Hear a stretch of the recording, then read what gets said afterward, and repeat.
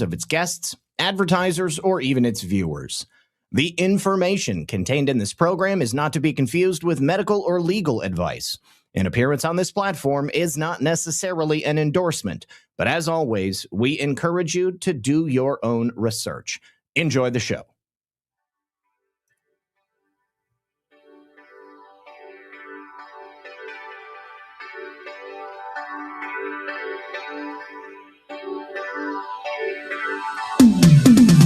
Good evening, everyone. And of course, welcome back. Yes, that's right, my friends. It's time for another very exciting episode of Red Pill News Live. Do me a favor, hit that like button. Also, please share the show. That would be awesome. And get ready, because we're about to get into some wild stuff today. That's right, John Cornyn and Tom Tillis appear to be both attempting to block President Trump's appointment of Todd Blanche. It's a little bit more direct today. They've actually put forth a couple of demands. And absolute chaos in a little tiny corner of Spain that's connected to Morocco. It's an excellent example of what happens when you open the door and say, "Come on in, boys. We've got plenty of room." They are absolutely taking over. The people of Ceuta, I think that's how you spell it or pronounce it, they are absolutely overwhelmed. They're already having their homes broken into. Rapes, murders are sure to commence. And only now is the Spanish military starting to do anything about it. So do me a favor, sit back, relax, and grab your popcorn, because we're going to get right into it after this. Science proves that a healthy immune system is the body's first defense against the smallest of ailments to the most catastrophic. Coriolus Versicolor is the most sought-after, all-natural supplement for both humans and pets to help boost the immune system. There are over 400 studies worldwide on its effectiveness in humans, including Sloan Kettering Cancer Center, MD Anderson Cancer Center, and now from the University of Pennsylvania School of Veterinary Medicine. Together, we can help reverse this terrible tide now plaguing your loved ones and give them the immune-boosting supplements that they need. All right, good evening, everybody. How you guys doing? Thank you very much for joining us. I want to show you guys something that I made. I'm trying to find some way to create like a frame or just some kind of animated stuff for my screen here. And look at this. I feel like this is pretty cool, but it also might be too much, especially with everything else that I already have. Now, it's got a spot for new followers, new subscribers, new donations, and top donators. But the only problem is I don't have the way to actually like add those things in. So I'm not going to be keeping it, but I was just a little bit proud of being able. Yeah, too much. Blue Patches says too much. Okay. All right. Now, before we get into the show, it looks like I did have somebody donate over on Ko-Fi, so I needed to say thank you to Looking for Real News. Looking for Real News says, thank you for your willingness to pursue real news. Thank you very much for that donation. Also, I got an email yesterday from a viewer who donated on the website. And Regina, I wanted to say thank you very, very much for your generous ongoing donation that you signed up for this month. It really does help. I'm also reaching out to the people who did my website to see if there's something that I can do. Like if I on Badlands, you guys may not watch Badlands, but the Badlands website has a Badlands boost page on their website. So when you donate through the website, you can leave a message and it like leaves it on the wall there. So I was like, hey, why can't we do something like this? So then when people do donate through the website, I can go and reference that. And then there's something that I can say and I can actually thank people, because then you'd be able to put in your screen name rather than just me getting your full legal name and your email address. Obviously, a lot of people don't want to be identified by their docs, so I don't do that, and I only get a report at the end of the month anyways. I don't get individual notifications for when people donate. So I'm working on that. I'm also working on simplifying the website and then putting the show a little bit more front and center. I think it's time to do something else. So anyways, I'm working on that. Just wanted to let you know. And I just wanted to say that if you have been donating through the website, I don't see it individually unless you reach out to me, and then I can search for your email. But I'm fairly certain that if you've gone through the website, it is actually, coming to the show, because I just get like the report at the end of the month of how much actually has been donated. So keep your eyes open. I will let you guys know when something like that is available. But before we do any of that, I'm not sure what's going on with your camera. Oh, what's going on with my camera is it's because of the light in the background. I've been having this issue where the ISO on the camera is automatically adjusting because it sees the neon sign in the background and then it dims the ISO. So now it should be a steady ISO, and it will be like this for the rest of the show. Thank you, Alias. All right, so the situation in Spain is a cautionary tale, and we've known here in the United States of America what can possibly happen if you just open the doors and say, yeah, come on in, we've got plenty of room. It's a recipe for disaster. So every single day when I wake up and I see a new change in the immigration scheme by the Trump administration, I get excited, because anything we can possibly do to quell the tide of people that are coming in, or to get rid of people that are here who are not meant to be, well, it's a good thing for the United States.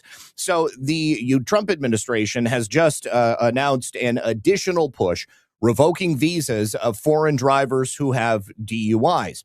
So this is an announcement from the State Department, and they are revoking the visas of 5 additional foreign nationals who were arrested for driving drunk on American roads. From the State Department, these 5 foreign nationals disregarded our laws and put our citizens at risk through their dangerous and reckless actions on the road. We will not allow foreign nationals who violate the terms of their visa, break our laws, and endanger American citizens to remain in the United States. Now, one national was arrested for disorderly conduct, resisting arrest with violence, drunk driving, and domestic violence. It's outrageous. Obviously, we can't be allowing people to come here and behave this way. If we went to another European nation and did this, then they would probably kick us out as well. But outrageous and dangerous behavior that endangers American communities will not be tolerated. Visa revoked. Another foreign national was arrested for aggravated DUI with a blood alcohol level nearly double the legal limit while they were transporting a minor. Reckless behavior that puts the child's life at risk on American roads is also unacceptable. Visa revoked, the official from the State Department said. A third foreign national was arrested with a DUI of a blood level that was more than 3 times the legal limit. That driver then showed up drunk to a court-mandated DUI program. No more second chances for foreign visitors who put American lives at risk. Visa revoked, they said. And finally, another foreign national was arrested for DUI and causing injury to another person. The 5th was arrested for driving with heroin and a blood alcohol level also more than 3 times the legal limit. The State Department will always put the safety of Americans first, the official said, and that's why the State Department conducts continuous vetting of visa holders to ensure that foreign nationals don't present a danger to the American people. Now, as I reported earlier this week, it's all fine and good when we actually know who these people are. But of course, there was that woman in Connecticut who was driving drunk, also an illegal alien, crossed the yellow line and killed an off-duty Connecticut state trooper and his fiance. Don't forget, that woman is also registered to vote in the state of Connecticut. That has now been officially confirmed. Now, President Trump also announcing that foreign students will be kicked out very quickly. Also, if they overstay their visa, they will be rounded up and they will be sent packing. One recent win is this administrative final rule, which requires foreign students to comply with their visas. Administrative rules govern how the government implements the laws that we have on the books. And most foreign students qualify for an F1 visa that allows them to stay and study at the undergraduate or graduate level for as long as they're in school. They can just continue to renew. We've spoken about this before, but there also is the J1 visa that is also for international exchange visitors. When student visa holders arrive here, they are given permission to enter under what's called duration of status. That means as long as they are a full-time student, they can stay. I think that needs to be adjusted in some form or another, because the way that it's set up right now, it essentially gives them carte blanche to just continue to enroll in school. If they, and you know, let's be honest, I mean, many of them seem to be getting student aid from the United States government or from United States financial institutions. If they're not, then they have some source of money that they are being funded with from abroad. And as long as they continue to go to some classes, then they can just live here for as long as possible and sort out how it is that they're going to stick around forever. An earlier rule to allow students, while still on their student visas, to work is the OPT program, which is the optional practical training. That one is for 1 year, and then they get another 2 years if they have STEM degrees. But the definition of STEM is 16 pages long, and it's rather generous. You can basically do just about anything. And because foreigners on OPT are working while using their student visa for their duration of status, their employers are not required to pay into Social Security and Medicare. So that is also another incentive for those employers to hire these foreign students rather than hiring American students. That's a discount basically of up to 15% for hiring somebody who is not an American citizen. Now, the duration of status combined with the OPT visa incentivizes marginal students not to complete their degrees, and then in due course, they get to stick around forever. But if they had originally done, say, a 2-year, a 4-year program, something like that, then obviously they would have a specific designated time, and then they would go home at the end of it. But they don't have to be particularly good. They don't have to be particularly intelligent. They don't have to have aptitude in any real way. They can just continue to enroll. So the education migration complex is what you call this. And it's desperate to keep these foreign students here because it is quite literally a gravy train of money. As long as those people are at American universities, that money is going into the coffers of that university. And they are making this new rule seem as if they're cutting off that opportunity, but it's quite the opposite. It really is just a form of accountability. Rather than giving them an open book on how long they can stay here, it's going to put some hard timeline restrictions on it. It's not hard to complete a bachelor's degree in 4 years. That is generally what most people do, especially for foreign students, because they're frankly not going to be doing much of anything else. Now, Americans can apply to college knowing that they're going to need to work, or they're going to have to apply for aid, or they're going to have to apply for grants. But foreigners are required to show consular officers in their visa interview that they actually can afford that entire course of study, which includes the tuition, lodging, and incidental costs. So in theory, they are not supposed to be working. But of course, in theory is one thing, in practice is another. If they do decide to get that master's degree, stick around for another couple of years, they could even stick around and then get their PhD thereafter. But this new rule means that they have to go home, they have to apply for a new visa, and they have to show the consular offer they are credible students. And once again, that they can afford the entire course of study and intend to return home when they're done, not that they intend to just stick around the United States and keep visa hopping. So this is what's really freaking out the people at the university level, this foreign student industrial complex. A lot of these foreign students do come here with no intention to ever leave. They just figure they're going to go to a school in the U.S. They may never go to school at all. They might end up dropping out. These are students that end up getting dropped from the Student and Exchange Visitor Information System, and then they get maintained by DHS. But they don't generally get deported. They are usually, up until this point, they've been kind of tolerated, but they should be deported. They should be kicked out if they're not adhering to the terms of their visa, if they're not going to school, if they're not doing the things they said they were going to do, then there's no reason for them to be here. So they oftentimes will then make an asylum claim. Say, oh, I figured out while I was here that I'm gay. I can't go back to my home country because they're going to throw me from a building.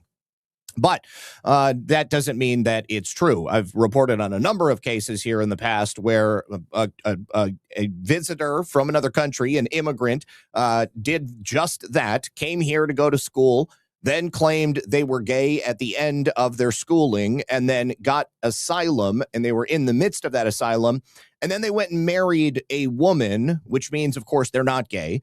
And then they also got a job at a police department. Okay, so like it was like really flagrantly double dipping on the system. So we don't need any additional people here. What America needs, even less, are students who come here pre-programmed and are hostile towards the United States. You think about how many of those people from all of the protests that the early portion of President Trump's administration, people may have agreed with them. They didn't like the war in the Middle East between Israel and the Palestinians. But you had a lot of people, leftists, who were already aggressive towards the United States, come here and then take advantage of our free speech and our right to protest. Oftentimes, these are things that would never be allowed in these people's home countries. And really, in my opinion, all they're doing is sort of engaging in rabble-rousing. I don't want them here. I don't need them here. And I think that they should all get the hell out. Now, some foreign students on campuses across the United States have really abused this system. They've been here for many years. They've spent a lot more time and energy protesting and engaging in the left-wing communist industrial complex rather than going to school. They don't necessarily have anything to show for their time here in the United States, but they're oftentimes trying to destroy our nation from within. These are permanent students who are quite literally a danger to our national security. If we want anybody to come here, we want people who are going to come and enjoy the fruits of what we've built. We want to then have them export the good things about the United States of America, study, and then finish their degrees. But that is, again, all too often what doesn't happen. There are thousands and thousands of these students every single semester that come here from all over the world.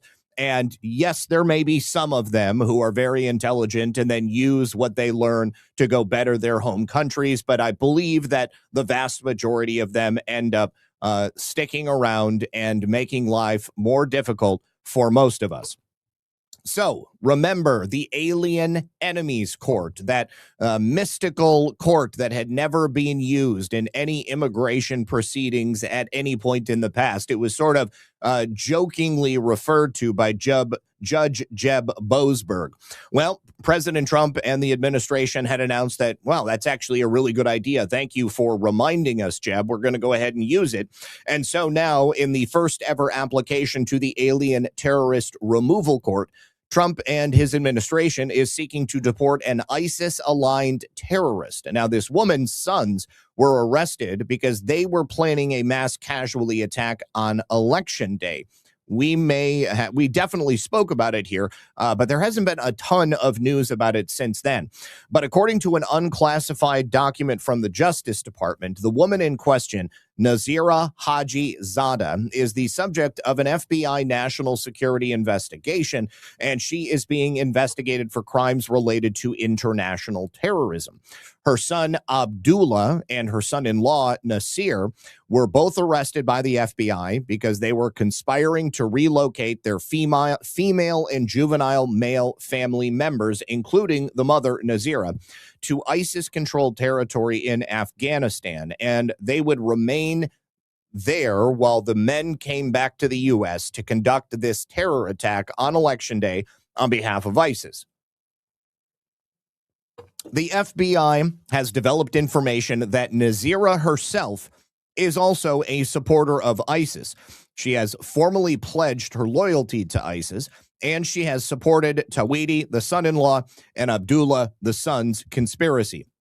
The FBI is further aware that Nazira collaborated with Tawhidi, worked to indoctrinate her own children with ISIS ideology, and have them pledge loyalty to ISIS, the same as she and the sons.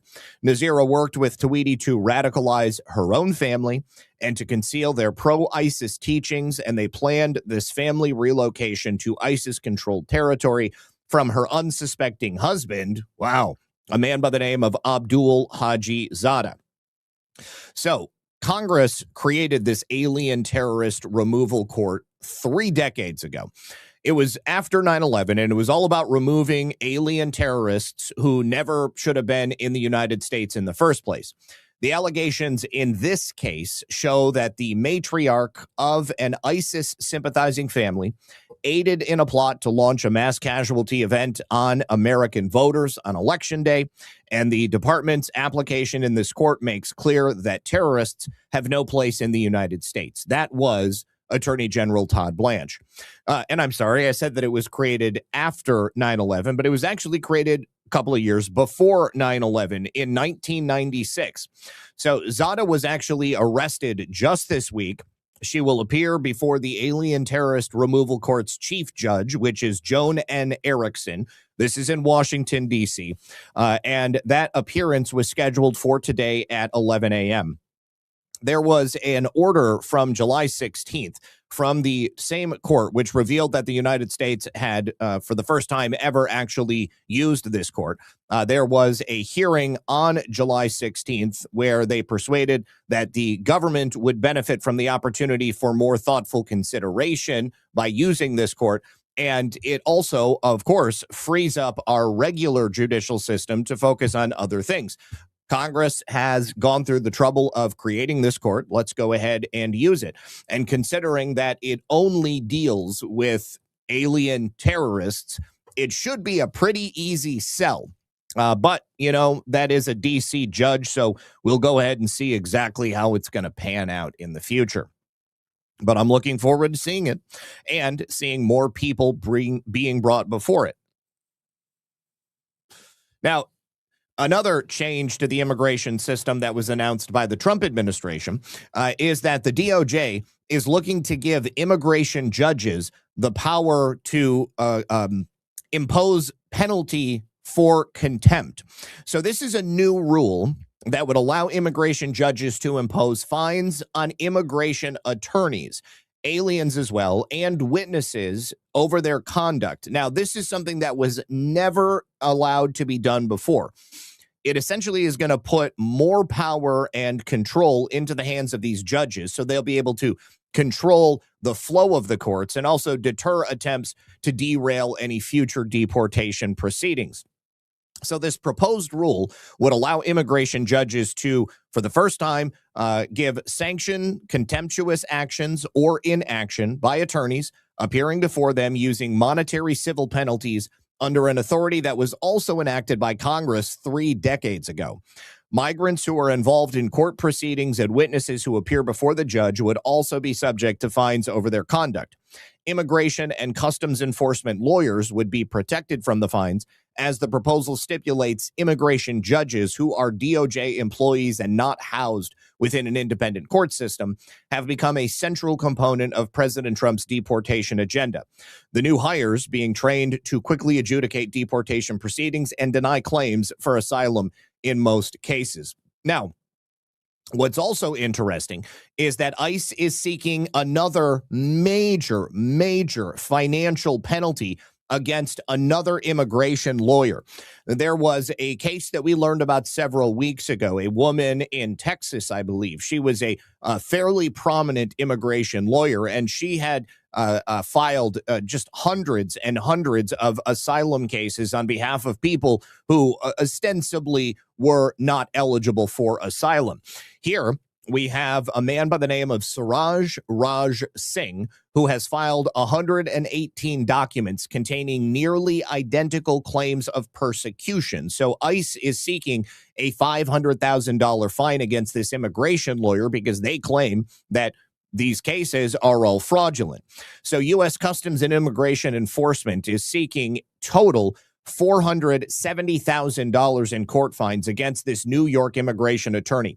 He is accused of filing fraudulent documents in support of asylum claims on behalf of dozens of clients, 118, and he submitted all of them roughly at the same time with nearly identical accounts.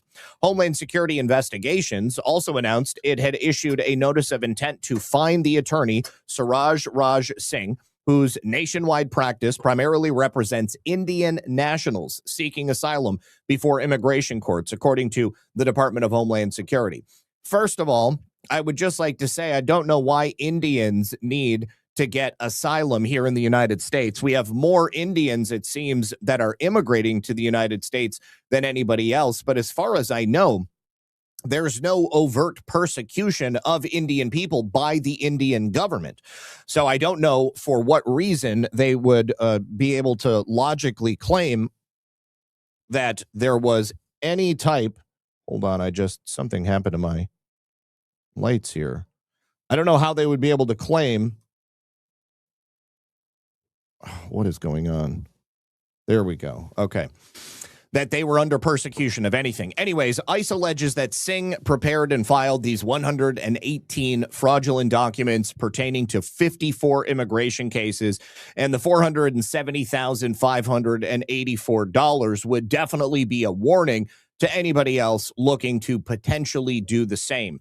Now, according to DHS, these asylum declarations submitted in support of the clients of Mr. Singh apparently were identical or nearly identical in language and substance, containing the same or substantially similar factual narratives and supporting details, all describing alleged persecution.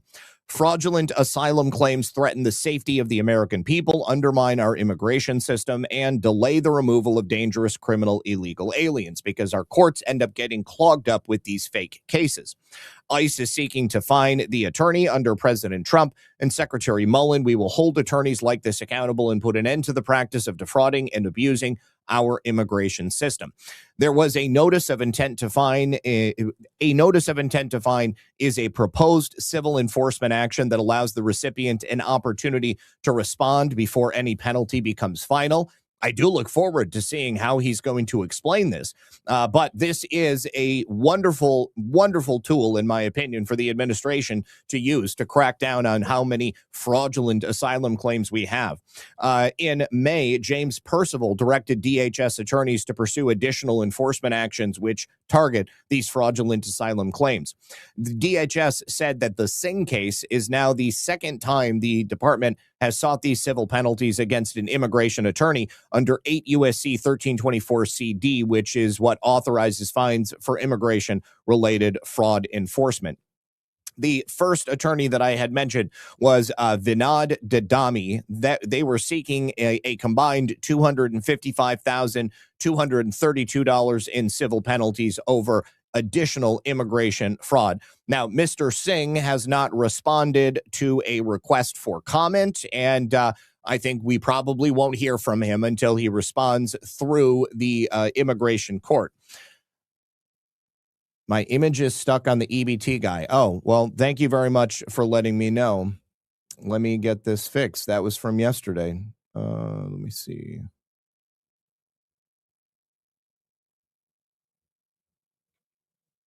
All right. Well, just in time, because now you can see an illegal alien who has just been arrested. First, a man was shot by Fairfax, Virginia cops. Why? Because he grabbed their gun and he also chased his own wife with a knife. He's also an illegal alien. And the Fairfax District Attorney, Steve Descano, who not that long ago testified before Congress and essentially had to look the family members of people in the eye whom he had allowed to be murdered because he set illegal aliens free. Anyways, this guy was freed after he suffocated, assaulted, and abducted an American citizen back in April of this year, so just a couple of months ago. His name is Nehemia Fuentes Banagas. He also has 6 no driver's license charges for driving without a license and a charge of reckless driving as well. So this man has committed all forms of crimes, not only misdemeanors, but also a fairly large handful of felonies as well. Now, we can see here he was referred to by NBC as an Annandale man. Virginia police shooting. A Fairfax County officer shot a man who jumped out of a bush and grabbed the officer's gun, police say. Here's why police were pursuing the man. Let's go take a look and see how they characterize this. A Fairfax County officer shot and wounded a man who jumped out of a bush and grabbed the officer's gun Thursday morning, police said.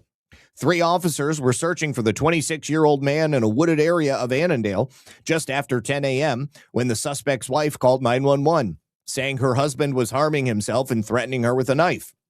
The man took off running when officers went to the home in the 7000 block of Sutter Lane. As they were responding to the scene, they encountered both the husband, our suspect, running from the scene, and the wife pointing out to our responding officers that, yes, that is in fact my husband. About 15 minutes later, Davis said the officers were still searching in the woods when the suspect surprised officers, lunging out of a bush and grabbing an officer's gun. The officer then fired the gun 3 times. And when I say grabbed, and I have seen the body camera footage, we have a still from it right here. And when I say grabbed, our suspect takes his right hand, he grabs the firearm, and the police officer had it in his hand. The officer, obviously startled, discharged his firearm 3 times. This is the still image of the encounter as the police showed it. Him, you can see he's just creeping around in the bushes. I hope that there was a bunch of poison ivy. The bullet only grazed the suspect's shoulder. In addition to being shot, Davis said another officer also used his taser on the suspect. The suspect was taken to a nearby hospital where he got stitches. Davis said the suspect dumped 2 knives he had before he ran into the woods, but officers didn't know he no longer had the knives when they searched for him. Well, either way, he grabbed the gun. He deserved to get shot. The suspect has a long history of domestic violence, and officers have been called to the couple's home several times. Police identified the suspect and charged him on Wednesday with attempting disarming of a law enforcement officer. Never once did they mention that he is an illegal alien.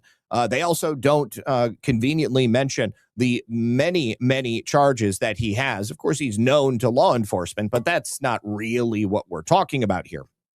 So the Annandale man is a violent criminal illegal alien who is wanted by ICE. And of course, the DA of Fairfax County is probably not going to hold on to him. Hopefully, ICE can get there and pick him up. Look at this Sideshow Bob, creepy looking mother effer. Nahimia Fuentes Banegas. Let's get him. All right. And one of the craziest aspects of our court system is that we have all of these competing circuits throughout the country. Circuits which are variously ruled over by conservative or liberal judges. Sometimes it's difficult to tell the difference. But the court shopping that you'll see with people on the left will lead cases to be held in more liberal districts, more liberal circuits, or at times in more conservative circuits. It leads to decisions that split the law depending on where you are in the country. So the Ninth Circuit is a fairly far left circuit, and they've just ruled in a completely inexplicable way if you're thinking about things from a reasonable and logical perspective. So this new ruling from the Ninth Circuit mandates that illegal aliens arrested inside the United States cannot be held in mandatory detention. So this is now a divided court because we have another ruling in a different circuit who says the exact opposite. So this divided panel deepens nationwide, and it sets up what is undoubtedly going to be a showdown in the Supreme Court. The Ninth Circuit is notoriously left-wing, and this new decision is a setback for the Trump administration. It is a 2-to-1 ruling, and they said that illegal aliens apprehended in the United States generally cannot be subjected to mandatory detention without access to a bond hearing while they fight deportation. This was a case called Rodriguez-Vasquez versus Bostock. The divided panel affirmed a lower court ruling in favor of a class of illegal aliens detained in the Northwest ICE Processing Center in Tacoma, Washington. The majority was actually led by a Trump-appointed judge, Daniel Bress, and he was joined by a Clinton-appointed judge, Margaret McKeown. They both held that aliens present without admission who are apprehended in the interior fall under 8 U.S.C. 1226, which allows for a bond hearing, rather than the mandatory detention provisions set forth in 1225b2a. So the court claimed Congress in 1996 never intended the strict no-bond rules to apply for those who successfully sneak past the border and embed themselves in American communities for years. Juan Carlos Bea is the lone dissent. He correctly argued that the statute treats those who entered without inspection as applicants for admission, who are seeking admission and therefore subject to mandatory detention. So B pointed out the absurdity of Congress requiring detention for those stopped at the border while letting those who evade detection just live and walk around here illegally, scot-free, with no bond and potentially no detainment or confinement whatsoever. The Ninth Circuit's decision binds courts across California, Arizona, Nevada, and Washington, and other states in the circuit, precisely the regions that we have long seen as magnets for illegal aliens, with sanctuary policies and very, very lax immigration policies. It basically guarantees you're going to get more habeas petitions, going to get more releases. Nobody is going to give an ICE detention, nobody is going to honor an ICE detainer. And it's essentially a much easier opportunity for illegal aliens to just disappear and have their cases drag on for years. If they want to leave, they can go ahead and leave now, and nobody is going to be able to stop them.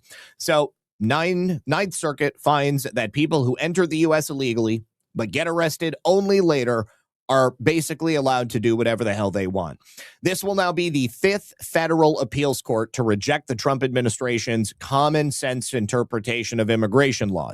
The Fifth and Eighth Circuits have both sided with the administration. They correctly recognize that illegal entrants should not get a free pass simply because they evaded law enforcement at the border. The 2nd, 6th, 10th, 11th, and now 9th have all gone the opposite way.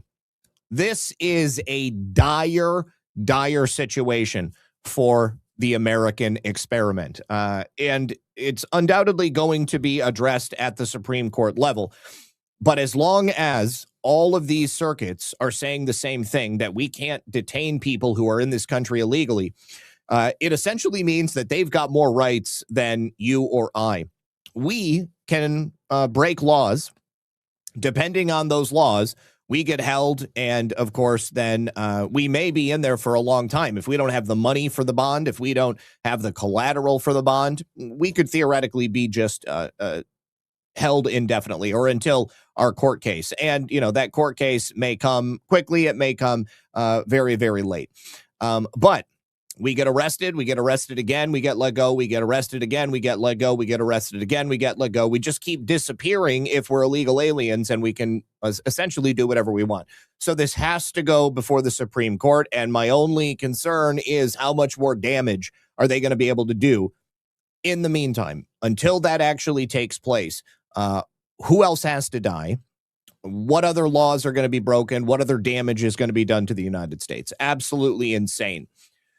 Now, before we get into the situation in Spain, I have another action item for you. If you are on X, I would suggest you follow the IT Contractors Union. Okay, this is a collection of people who are seeking to use the H-1B system against itself and stop American citizens from losing their jobs and having those jobs handed over to foreign nationals. So the IT Contractors Union states here want to end H-1B. Lawsuits, lawsuits, lawsuits. The person who runs this account has spoken to multiple lawyers now, and they're all saying the same thing. If you are an employee and you were displaced, you are in the best position to file a claim and you should pursue it. If you are applying, but you keep getting ghosted, keep records. So applying for a job at a company. From that, the pattern of abuse, you can build a case. What they need is a dedicated group to apply to the same companies, and then they actually get the evidence for it. So those jobs can be in your hometown or they can be remote. All you have to do is be an American citizen. So what they're doing is, with the permission of these lawyers, they're putting together a referral list. So depending on where you live in the country, you may be able to be part of this. If you are among the people who are having a hard time getting into the job market because those jobs that you would otherwise be applying for are only being offered to foreign nationals, then you may be part of a history-making action. So if you follow the IT Contractors Union, they're going to be putting out a list of companies with contact info so that you can see what jobs are available. They're actually going through and doing the easy stuff for you. Who knows? The worst that could happen is you get a job. The best thing that could happen is that they deny you because you're an American citizen, or they just ignore you because you're an American citizen, and then you can have a lawsuit on your hands, and then we can force these people to hire Americans and stop farming labor out for cheap to foreign nations. All right. Now, actually, yeah, okay. Let me talk about this real quick, because this is it kind of gets into the problem we have with corruption in the judicial branch. Now, the FBI is part of the executive branch, but it just goes to show you that we're all kinds of screwed on all kinds of levels. There was a high-ranking attorney working for the FBI, and she handles employment cases. And she was caught apparently liking multiple posts on LinkedIn, which were made by people disparaging the firing of FBI agents. And that includes at least 2 posts implying lawsuits against the Bureau. Now, her name is Monica Hansen, and this is a problem because she's a supervisory attorney at the Department of Justice, and she's been in this current position for nearly 3 years, and that's according to her LinkedIn profile. But during the time she has been in that position, she has liked at least a dozen posts, which are all heavily critical of the FBI's firing of agents, and 2 from the FBI Agents Association, saying that it is reviewing all legal options to defend our members from those firings. So she's an attorney. She's actually handling employment cases at the Bureau. So that means that Hansen could possibly be one of the attorneys who would actually need to defend the Bureau from the FBI Agents Association lawsuits, and she would actually be presenting a fairly obvious conflict of interest by liking posts talking about suing the FBI, because it seems to indicate that she would be biased in the case where she needs to be unbiased and certainly defending the FBI's position. This FBI attorney violates her ethical duties to her client when she publicly supports the legal opponents of her client. She must get shown the door. That is Mike Davis from the Article 3 Project. I think it's fairly obvious that she seems to be one of these embedded leftists working within the FBI.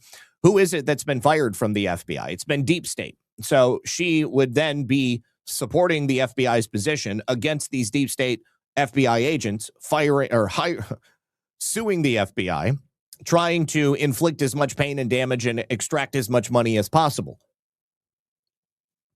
Now, Hansen also appears to have liked posts from 3 fired FBI agents who then went on to sue the Bureau for an alleged campaign of retribution against them for not being sufficiently loyal.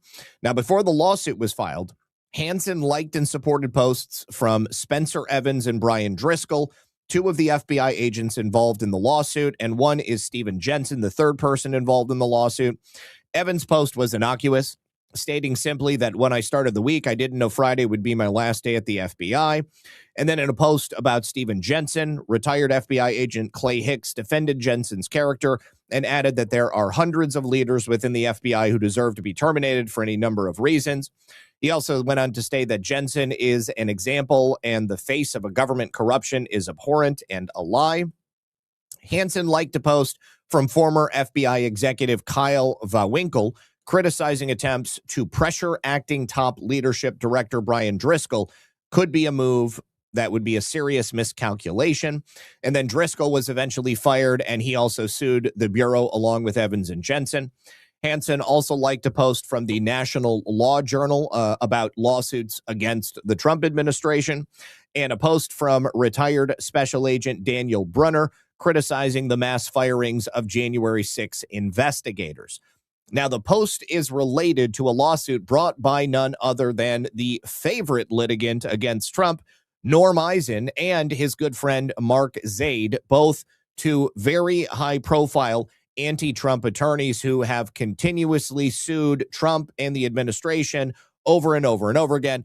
They were trying to block the release of the names of the FBI agents who investigated January 6th, and they succeeded in blocking the release, though it was never clear that the names were ever going to be released in the first place.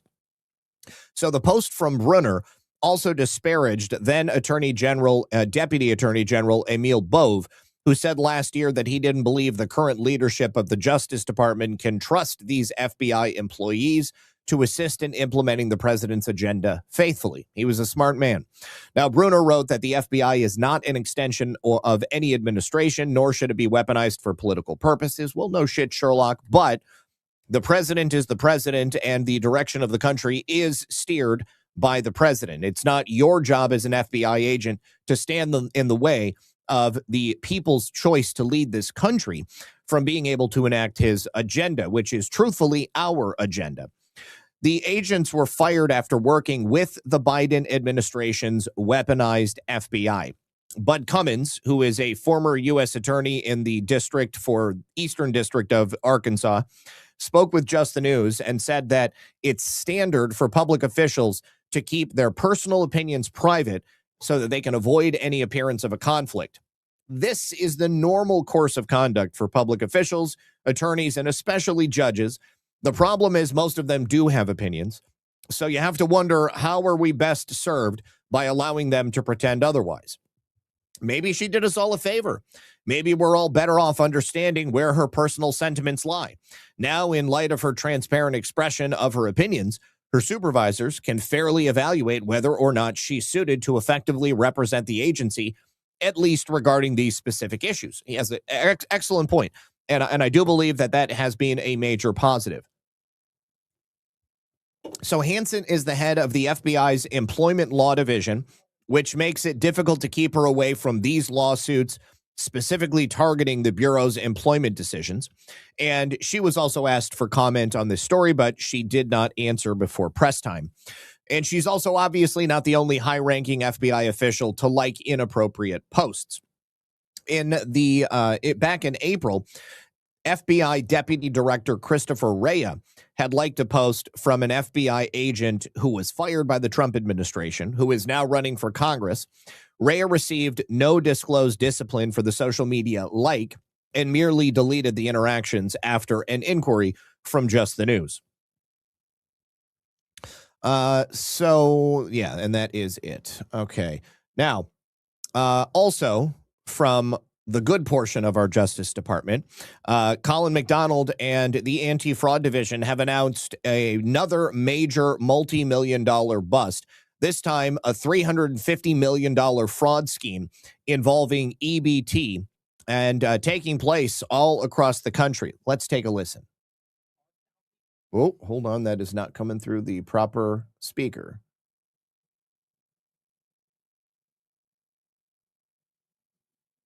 U.S. attorneys' offices have charged 12 additional defendants with defrauding taxpayer-funded programs. These cases reach over $90 million in intended losses. And you'll hear more about those from our U.S. attorneys' offices in a minute. One scheme targeted food stamp benefits in the Southern District of Florida. On July 8th, 4 defendants were charged for concocting a scheme to convince food stamp recipients to sell their federal benefits at a discounted rate in exchange for cash. The scheme caused nearly $20 million in fraudulent EBT transactions at a quick stop convenience store in Miami.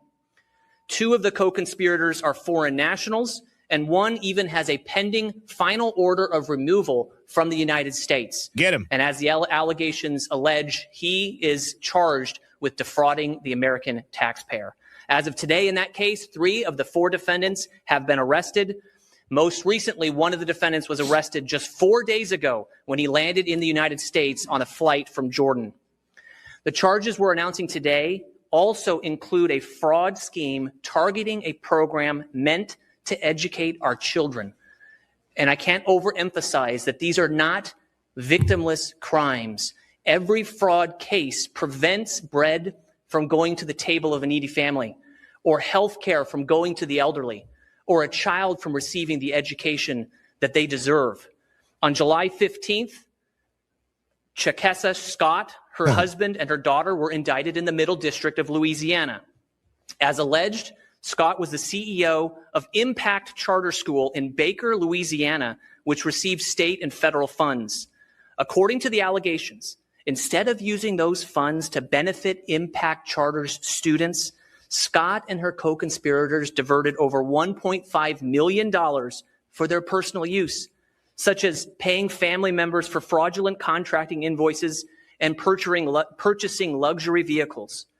Consistent with the charges in the indictment, a public investigative audit found that Scott used money to pay for a trip to Egypt and to buy a Land Rover, things that the average United States citizen would never be able to dream of affording.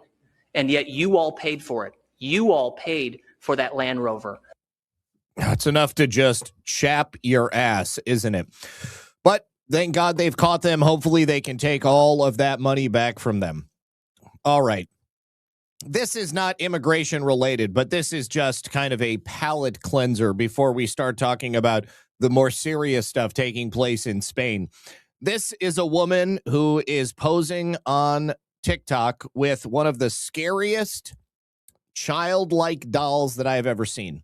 And someone took all of the comments and made a song, and they're pretty funny. So let's listen.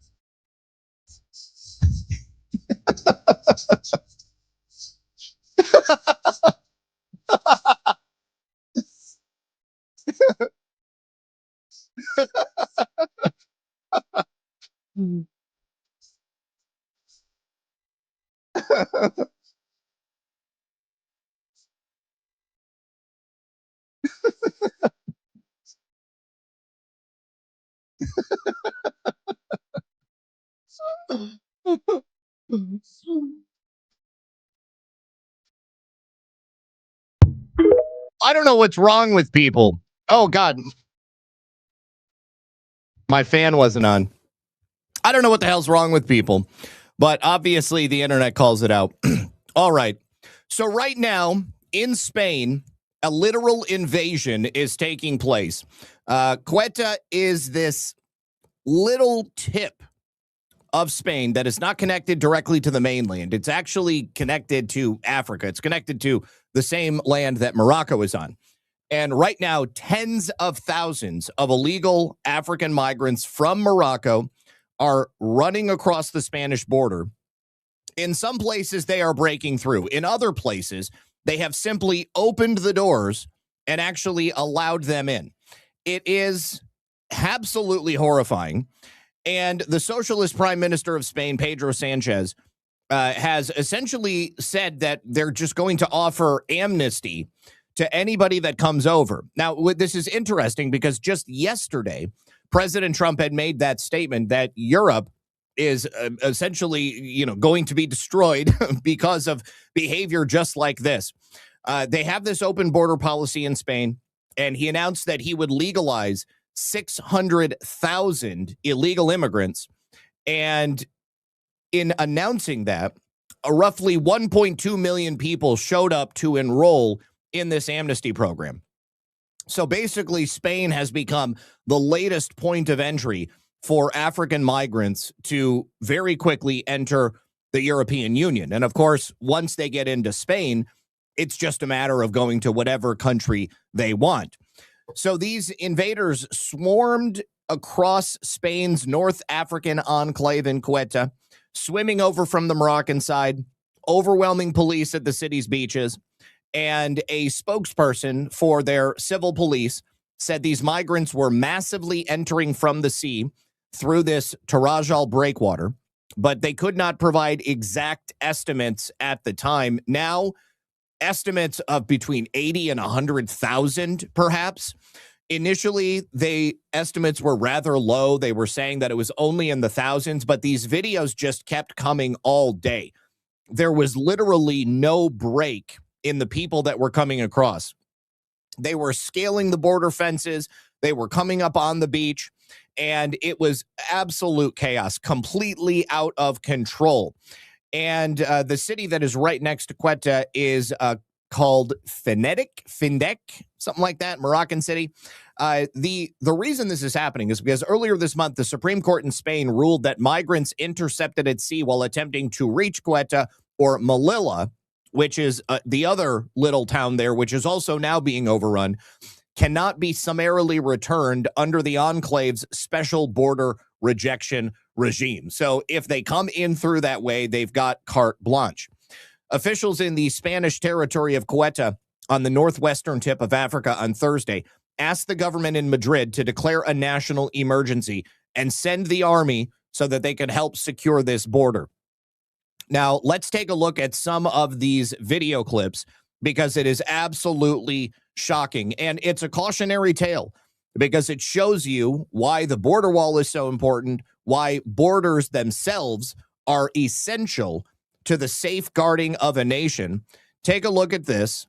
First of all, Ceuta is beautiful. Okay, it's a little paradise. But now that you've got 100,000 or more African migrants there, it is instantly a shithole.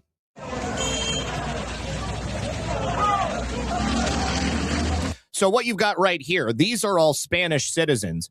And then all of these people coming in from the beach are all the migrants. Oh, yes. And they are all military-age men. I saw one video which looked like a single female was coming in from the water, but every other person was a man.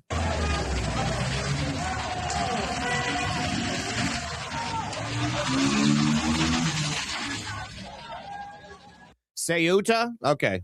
Well, I don't speak Spanish, and I've never even seen that word spelled out before. Ceuta. Thank you.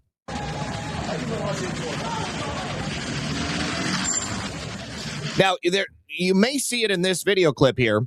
There was what looked to be like a Spanish citizen who was caught up in the mix of these people, and they were literally like trying to steal his bag as they were going by.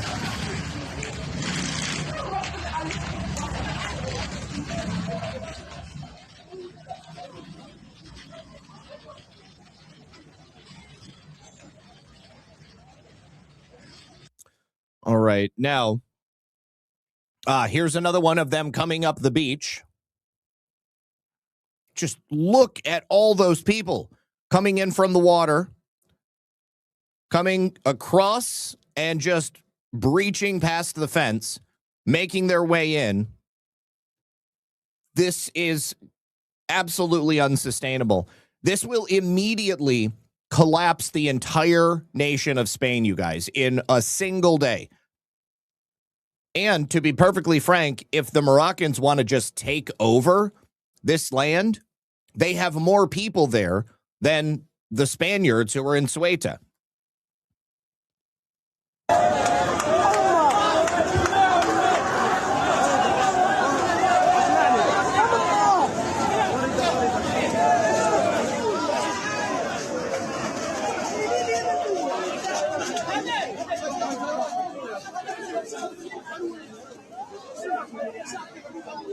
I mean, just look real hard and tell me if you see any women. I don't see any.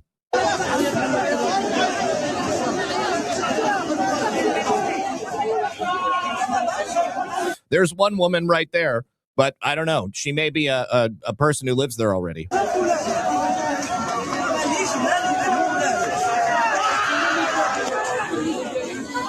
I tend to believe that the video is being taken by a Spaniard, and they're just watching in horror as all of these people are rushing in. Here's another one of them scaling the fence. Leaders of Spain, Ceuta sound alarm. This was early on after 1,500 migrants reached the city by swimming across the Moroccan border over the past week. Now, this didn't even just start today. This has been kind of gradually happening. But now, today was just overwhelming. Facilities for unaccompanied minors are said to be operating at 2,400% capacity. It'll be much, much worse when this is all done.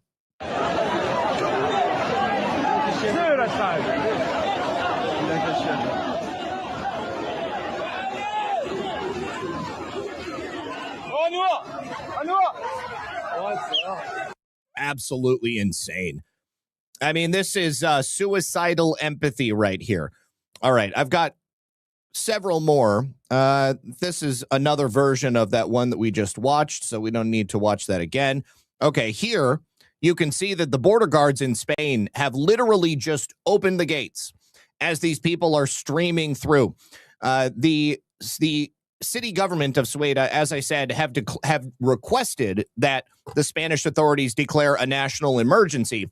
Initially, the Spanish government responded and said migrants don't count as a national emergency. So they could have gotten this under control a lot sooner, but because they didn't, it got a lot worse. Now, you can see here you've got Spanish Border Patrol, the national police, right here, doing their best to keep these people back. But there's obviously a lot more Moroccan men than there are national police.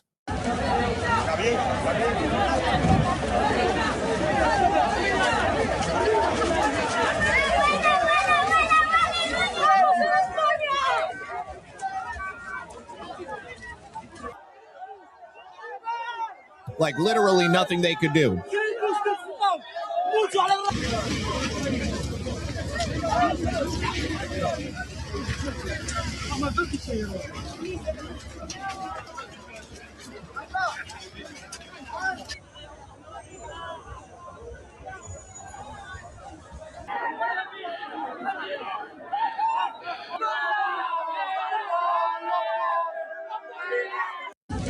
If these guys want to take over, they will be able to. Now, another view from up above as these guys stream across that border in the water. Already, there are reports of these migrants attempting to break into people's homes. The residents of Ceuta have been doing their best to batten down the hatches, so to speak. They've been putting up barbed wire around their windows, actually nailing up their windows. But here you can see they're boosting each other up to get inside somebody's property. I think it goes without saying that many of these men are attempting to escape justice from Morocco. Now, here is the local government. The government of Ceuta has released a video begging the Spanish government to declare a state of emergency, deploy the army to the enclave, and fully close the borders. And these requests initially were ignored. Let's go ahead. I will read the subtitles.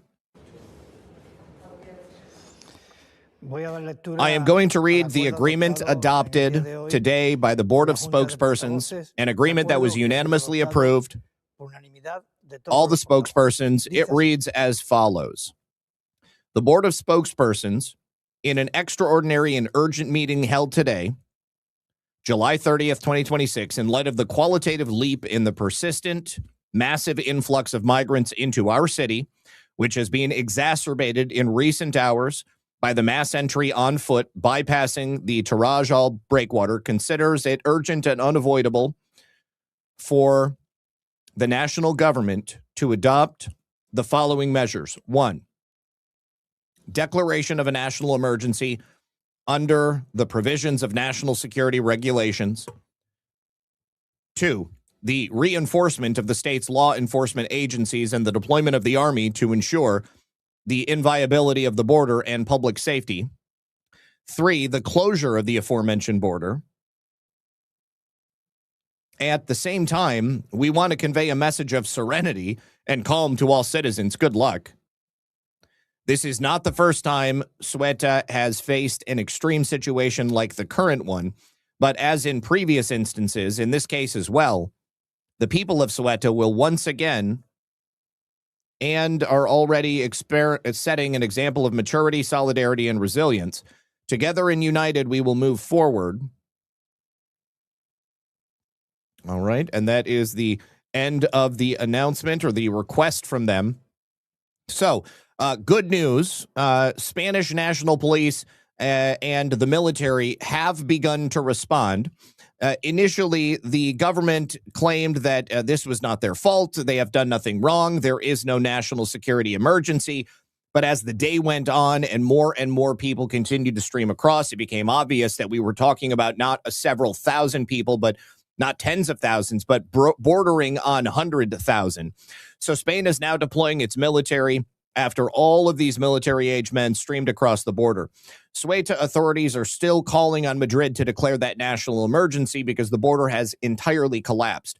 The situation is absolute chaos. It's not possible to give precise numbers, but there are thousands of migrants crossing. They have been crossing all day long. The Trump White House is now ripping Europe for their far-left policies.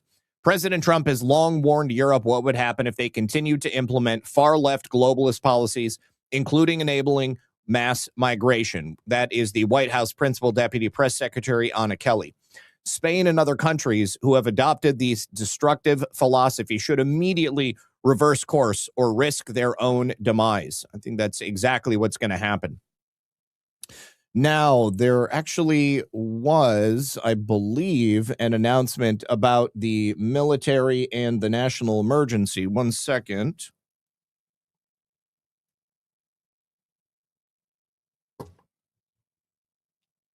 Perhaps not. I thought that there was something a little bit stronger that had come out, but apparently not. But there was some footage of the military rolling into the streets in, oh, you know what? They're coming in through different means as well, not simply just streaming across the border, but they're actually coming in trucks and then just getting dumped off.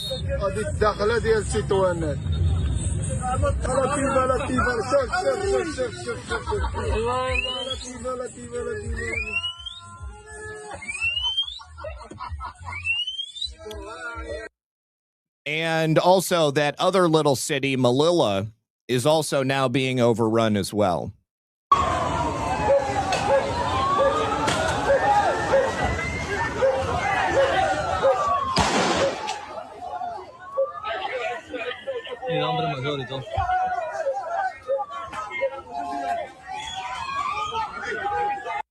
Now, it's now nighttime in Melilla and Ceuta. And here you can see it hasn't stopped.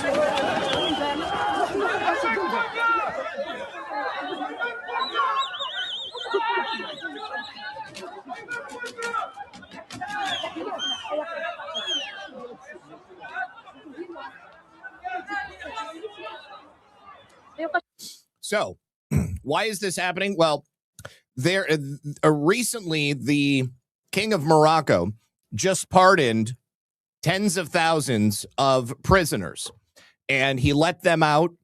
And then at the same time, the government of Spain said that they were just going to allow people to come in. They said 600,000. So it was curiously timed. Perhaps it was coordinated between the government of Morocco, who said, these are citizens we don't want. We'll go ahead and just set them free. And then the government of Spain said, we will just take whomever comes across the border. And so, boom, it did. Now, of course, all of these people are Muslims. So this will add to the Islamification of Europe. And undoubtedly, things are not going to be good for the Spanish. They were absolutely invited, yes. All right, before I get into Seattle, thank you again to Marketing Dynamo for letting me know about the screen. JEP863 says, why can't there be a law that if you're an illegal criminal, you get a quick trial to determine if you are illegal, and if you're found guilty, immediately execution 20C bullet used to me, execution 20-cent bullet used to me 1 cent, but inflation. Well, that would be up to Congress, unfortunately, unless, of course, vigilantes want to step up. Principled Enigma says, well, it finally worked. Blessings, brother. It was Rumble, not my bank. Okay, that's awesome. I'm glad that it worked. There's too many factors for me to really identify it from afar like this. Surter says that baby doll looked like a prop or something out of a Blumhouse horror movie. Jep863 says, cool. So those who cross over from Africa, does that make the invaders now dirty Sanchez's? Also, who says they don't have a large pool for soccer players now? Those that make it across should get a tryout for next year's team for Spain. They may likely do that. And then also passports. We don't need any stinking passports. Blazing Saddles, yes. We don't need those stinking badges. Sean Joe, thank you for the cookie. Filter Dog, thank you for the can. Sean Joe, thank you for the can. And Filter Dog, also thank you for the shades. Spain has called upon border czar Kamala Harris because of her experience. Yes, absolutely. All right. So remember that shooting from Seattle. There was a bit of controversy, not only because the mayor is a socialist, but also because the police chief, Sean Barnes, was out of town on the day that the actual shooting took place. Well, apparently, Katie Wilson, the socialist mayor, has fired the police chief because he wasn't there when this shooting took place. Now, personally, I mean, the police chief, if he had the time off or if he had a pre-scheduled event, I don't know really that you can blame him when things go to shit in a city that's run by a communist. Not exactly his fault. And of course, there's also a lot of other police, maybe not enough, but he seems to have come back as soon as he could. So she has reportedly fired Chief Sean Barnes last night, days after this deadly mass shooting rocked the city and triggered fierce scrutiny of the disastrous response by City Hall. Now, Barnes began texting people Wednesday evening, letting them know that the mayor had just fired him. He had been scheduled to do a series of one-on-one media interviews that afternoon, but they were all canceled. And then he appeared at a silent vigil for the victims around 6:30 p.m. He placed some flowers and then left abruptly for a meeting with the mayor, after which he was told he should resign. So, reportedly, Barnes said, you're going to have to fire me. Investigative journalist Brandy Cruz reported that, according to her sources, Seattle Police Chief Sean Barnes had been told to resign or be fired, and that would be as early as Thursday, while officers reportedly described City Hall as being in absolute rudderless chaos. Neither Wilson nor her office has publicly provided an official reason for this dismissal, and it has been reported by the Gateway Pundit that the police arrested a 15-year-old suspect following the shooting. Investigators say multiple individuals appeared to have exchanged gunfire as innocent bystanders were caught in the crossfire. There is a gangland connection here. Barnes was not in Seattle when the bloodshed erupted. He was attending a National Organization of Black Law Enforcement Executives conference that was in Dallas. Seattle residents were then forced to wait approximately 5 hours before city officials held a public briefing about the shooting. Wilson's office also initially released inaccurate information, claiming that 2 suspects had been taken into custody, but only 1 had been arrested. When Barnes finally faced reporters on Monday, he became visibly agitated after South Seattle Emerald reporter Connor Nash questioned him about his absence and reports that he frequently left the city. I don't have to tell you where I go, Barnes snapped before moving within approximately 1 foot of the reporter. He did get pretty aggressive with him. The department subsequently released Barnes's schedule, which reportedly showed 7 planned conference trips and 4 trips to Chicago, where his family resides. All right, I can see why she fired him. Wilson inherited Barnes from former Mayor Bruce Harrell, but announced in December that she would keep him on as police chief. Now, only 7 months into the administration, Barnes is out. So, I don't know who she's going to hire in his place. I don't know who would want to work for her in a city like Seattle. All right. No, I thought maybe there was something else from Jep, but there is nothing. All right, you guys, if you wouldn't mind, please do me a favor and hit that like button. I do have a special message from sponsor over here on Rumble, and that is going to be the Kids Guide. All right, you guys, as you know, I am a lover of dogs. I love animals. I have several pets. If you've also got a dog at home, then you already know dogs are a lot more than just pets. They are truly a part of the family, a man's best friend for a reason. And it turns out that America's founding fathers felt that exact same way. George Washington, Thomas Jefferson, several of the men who helped build this country all had loyal dogs by their side. Some even traveled with them during the Revolutionary War, and they were there for the same incredible moments in American history as our founding fathers. When I found out about that, I thought that's a pretty cool way to get kids interested in history. It turns out that the Kids Guide is already doing this, and they have a guide called The Kids Guide to the Founders' Furry Friends, and it shares the true stories of the remarkable dogs that belonged to America's founding fathers. It's beautifully illustrated, it's easy for kids to enjoy, and it teaches them about the people who shaped our country through the stories of the companions they loved the most. And honestly, getting kids excited about history isn't always an easy thing to do, but you tell them they're about to learn about George Washington's dog, and you might have their attention. It was a genuinely clever idea, and if you've got kids or grandkids who love dogs, I think they're going to have a lot of fun with it too. So they're running a special offer right now that includes the Kids Guide to the Founders' Furry Friends, and you'll get some other freebies along with it. If that sounds like something you're interested in or your family would enjoy, head over to freeusadoggift.com. That is freeusadoggift.com. All right. Now, thank you very much to Rumble. And again, if you're on any other platform, just rewind the stream to get the URL that I just gave you. Thank you very much. All right. Let's get back into it. Elon Musk did an interview with The Economist the other day that kind of took the internet by storm. He told a member of The Economist's staff that journalists are hated by the public. Doesn't mean just the American public, but just generally across the board. People around the world hate the news media, hate the mainstream media, because they are truly the enemy of the people. Elon also said in that interview that he had perhaps gotten too involved in politics. I would say that he didn't get involved enough in politics. Go ahead, Elon, continue to stay in politics. And good for him. That's exactly what he is going to be doing. Turns out that he is preparing another major spending push to help Republicans retain control of Congress in the midterm elections. This is hoping to revive the political operation that made Musk the biggest financier and backer of President Trump's return to power in the 2024 presidential election. Remember the America Pact? A lot of people were saying that they would, start a new political party. All of that died away. Basically, it was just sort of a short-lived effort. But now Musk plans to reactivate that pact. They had previously spent more than $260 million supporting President Trump's bid to return to the White House.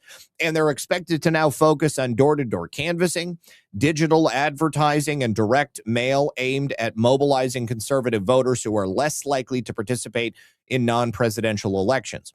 Musk has not specified exactly how much he's going to spend, and the America PAC didn't say either.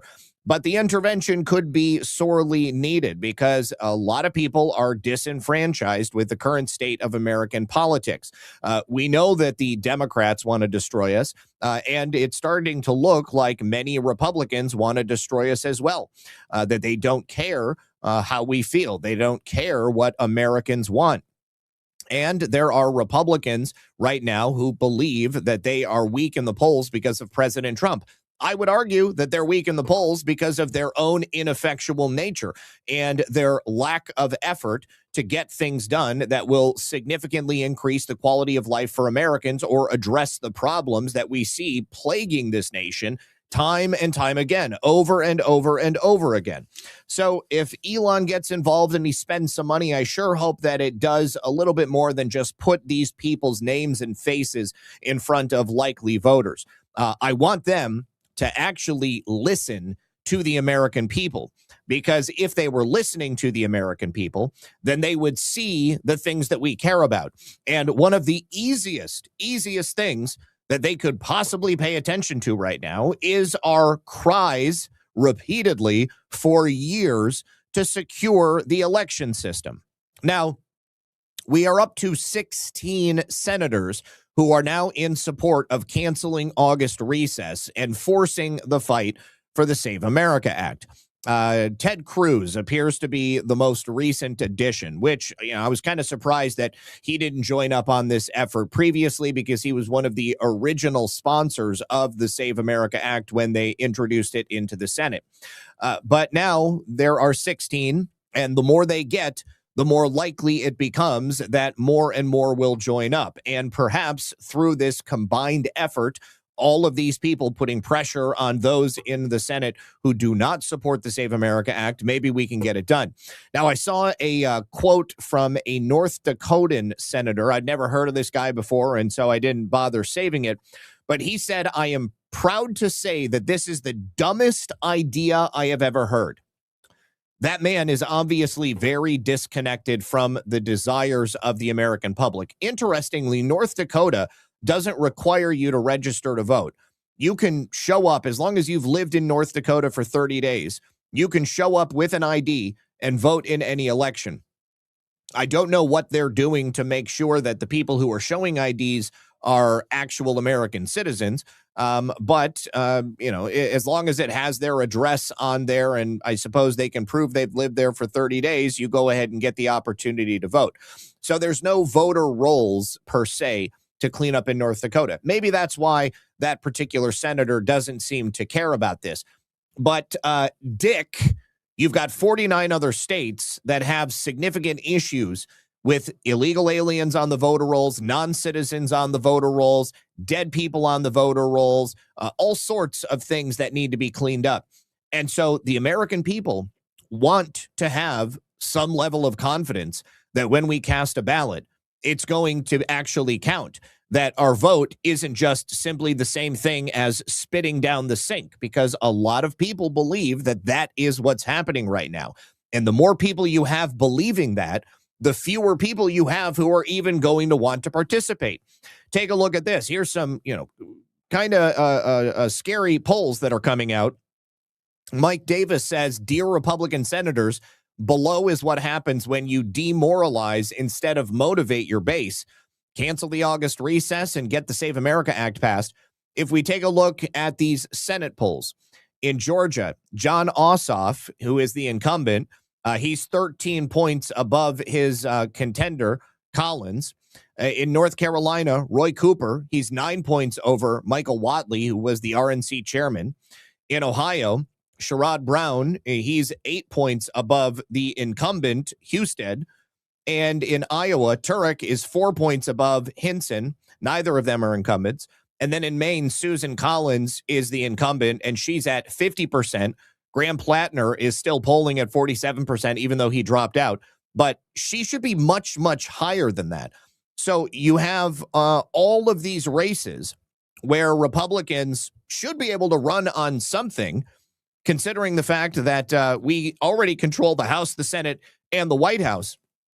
And you've got all of these problems that have been created by rhinos and Democrats and radical left-wing ideology. But people are just not excited in the way that they need to be. And that is a scary proposition, to think that perhaps as a result of people like John Cornyn, who is not even going to be there anymore, we may lose these various races all around the country. So John Cornyn and Tom Tillis both are being accused of moving the goalposts. Now, he has repeatedly, I guess, gotten up to the point of saying that he's going to support Todd Blanche, and then he pushes it back a little bit farther. He wants something else. Both he and Tom Tillis, as President Trump said, were not supported by him. Their political careers were essentially ended as a result of them going to war with President Trump. Behind the scenes, apparently, Cornyn is stonewalling with Tillis. They are canceling meetings. They are refusing to communicate. They are moving the goalposts. This is a revenge tour by Republicans. Now, Tillis and Cornyn both are on the Senate Judiciary, which is the committee that needs to vote to bring Todd Blanche forth for a full vote in the Senate. And that means that they're the ones who are controlling whether or not Todd Blanche can even come to the floor. Against the nomination, there would be a tie. The next step would be to move the nomination unfavorably or with no recommendation. That could hurt him on the full Senate floor. Now, Cornyn and Tillis both have a problem with the DOJ-approved settlement that grants President Trump and members of his family immunity from past IRS tax audits. They want more in writing. They also want more assurances that the $1.8 billion weaponization fund is really dead, as Blanche said so under oath. The taxpayer money that was proposed to go to citizens who say they are victims of government weaponization. Here's Cornyn earlier today. They refused to commit to writing what he testified to under oath. And it's not a big ask. We're trying to help them get this solved, but they refused to accept our help.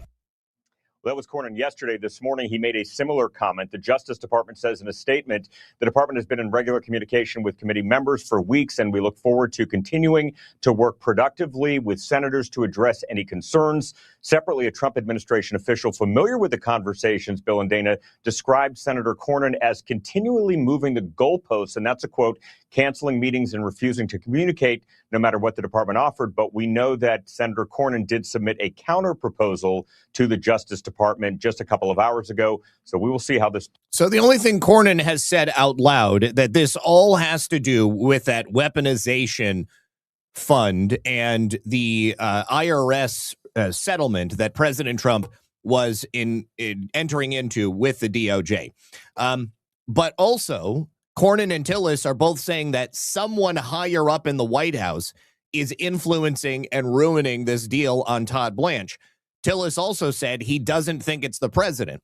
He said, if this were just me and Todd Blanche, we would have worked this out. But apparently he's getting some pushback from higher ups at the White House. I don't know who, but it doesn't need to be this hard.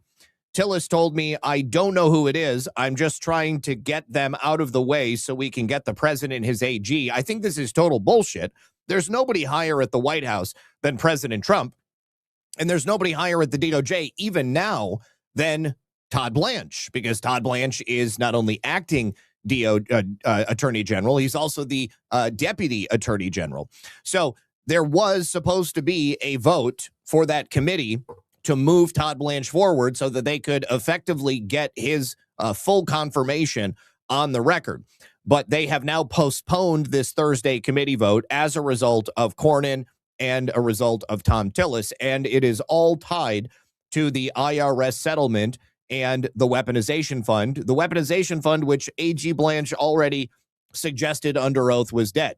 So a committee spokesperson from the Judiciary Committee said the markup was postponed as work continues to secure the votes to favorably report Blanche, framing the delay as an effort to set the nominee up for success rather than failure. And the vote was set for 9 a.m. this morning, but has been pushed back once from the week prior. Senator Cornyn, whose vote Blanche needs to clear the committee, canceled a meeting with Blanche on Wednesday and had refused to commit his support. Cornyn told reporters yesterday that the DOJ had not met his demands for written assurances that he was not prepared to back the nominee. Cornyn said the fix was simple and that the department was refusing to make it. They know what they need to do to bury this, but they simply refuse to do it. Cornyn said that he wants the department to formally rescind the $1.776 billion anti-weaponization fund and narrow the scope of an audit immunity provision that shields Trump, his family, and their companies from the IRS enforcement on tax returns filed before the settlement. Now, Cornyn said the Judiciary Committee Chairman Chuck Grassley told him he needed to answer by 4 p.m. Wednesday on whether Trump's Thursday's vote could proceed. He made clear where he stood, and they were forced to go ahead and move the vote. I'm not prepared to vote yes. Let me put it in that way, Cornyn said. And the senator also said his staff had already handed the department the exact language it needed and were waiting on a decision. Why don't you call over to the Department of Justice and tell them they have 1 hour and 50 minutes to get me what I asked for? We actually sent them a red line strikeout of what we needed, and they just need to make a decision. Cornyn has argued the change must come in writing because the deal could otherwise be revived through a breach of contract lawsuit. Blanche testified this month that the fund is now dead, but the senator said they need this verbal assurance and written assurance. So the committee holds 12 Republicans and 10 Democrats, and every Democrat is expected to oppose Blanche, meaning that a single GOP defection would then bottle up the nomination. Tillis has pressed for the same demands, but struck a more optimistic tone, telling reporters the language on the fund was pretty much agreed to, while the audit deal terms remained in flux. I think we have agreement on what the letter has to say, and I believe they are working in good faith. Grassley, Tillis, and Cornyn met at Cornyn's office yesterday as these negotiations continued, and the standoff comes weeks after Cornyn pressed Blanche on the fund initially at his July 15th confirmation hearing. So President Trump came out and said, basically, I don't need you guys. I don't care about this. We can go ahead and do this another way. So President Trump posted on Truth Social that he has no problem just temporarily withdrawing Todd Blanche's nomination until Cornyn and Tillis leave office. He said, Todd Blanche is a star, and everyone knows it. He has the potential to go down as one of the greatest attorney generals of all time. However, Cornyn of Texas and Tillis of North Carolina, both of whom I refuse to endorse, and whose political careers I have ended by my action, are refusing to vote for this great nominee who will remain in any event as acting. Remember, both Cornyn and Tillis voted for Merrick Garland and others, too numerous to mention. I have no objection to temporarily withdrawing Todd's name if they do not do the right thing and putting him back in after Cornyn and Tillis are out of office. President Donald J. Trump. Well, that did not sit well with Tom Tillis. I think that Tom Tillis and Cornyn both are trying to secure a lot more than just these two things that they're claiming they're asking for. Their political careers are over. They are never going to hold elected office again. And now they are going to be nobodies at the end of the day. People don't like them. They are not going to be fawned over. They're not going to be getting the same kinds of book deals that you see other career politicians getting. So Tillis lashes out at Trump this afternoon after President Trump said, hey, I'm just going to pull Blanche if that's what it comes down to. The postponement of that vote may now mean absolutely nothing at all. So Grassley's spokesperson said Chairman Grassley works to set President Trump's nominees up for success in committee, not failure. Cornyn and Tillis want written assurances from the Department of Justice on that IRS settlement. The work continues as we attempt to secure Todd Blanche as the nominee. And President Trump's announcement immediately caused Tillis to lash out. He said, the president's getting bad advice. He should listen to Blanche and others who think if it's dead, it should be rendered completely dead. Tillis then attacked Trump's advisor, who supposedly wants to bring back the weaponization fund. I want them to bring back the weaponization fund. Let's go ahead and hear Tillis in his own words after we get past this commercial.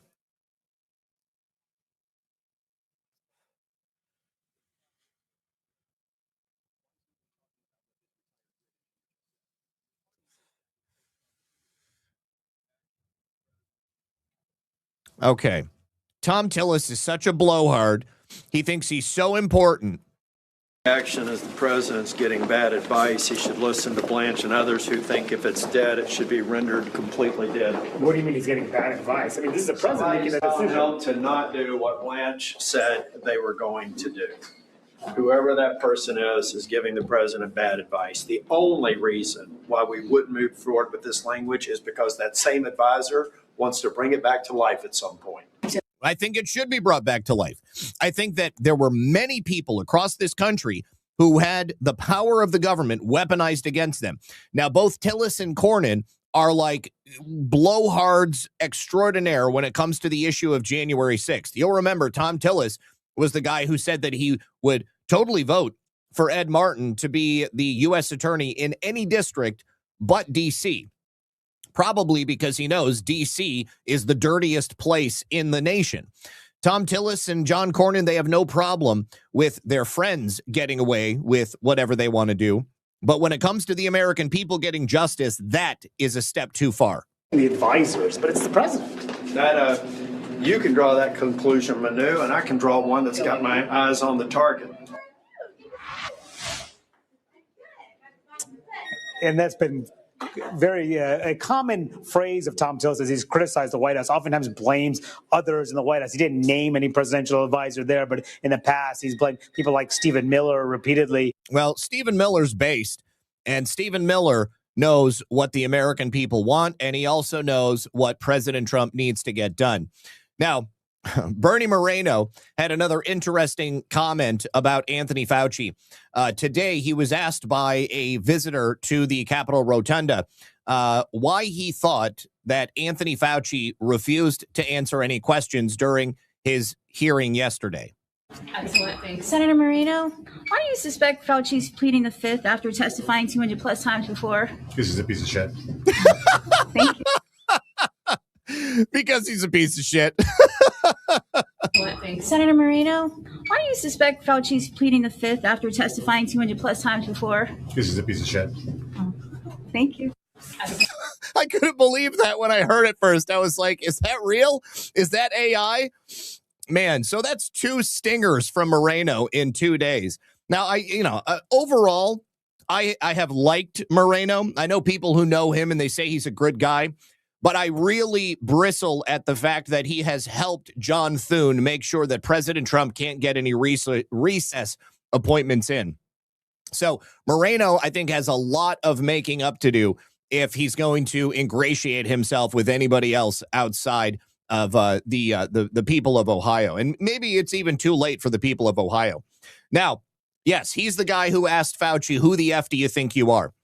All right, so speaking of Stephen Miller also had some very, very direct comments for Dr. Anthony Fauci after his appearance yesterday in the hearing, where he pleaded the Fifth Amendment 111 times, 112 by some people's counts.